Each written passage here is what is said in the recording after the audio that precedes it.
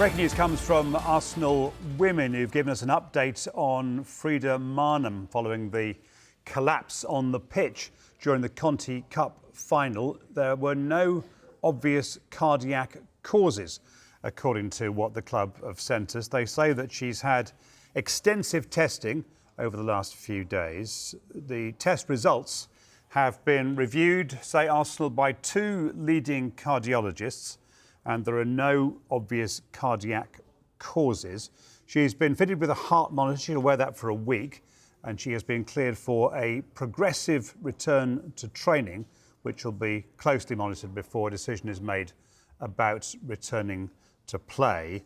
And she won't, fairly obviously, join up with the Norway national team for their Euro qualifiers coming up against Finland and the Netherlands. England are preparing for their own Euro qualifiers, and Anton Tolui is with them at St James's Park. Anton, good afternoon to you. There'll be much relief around the camp at the news from Arsenal about Frida Maanum. Yeah, massive relief, and that's the perfect word for it.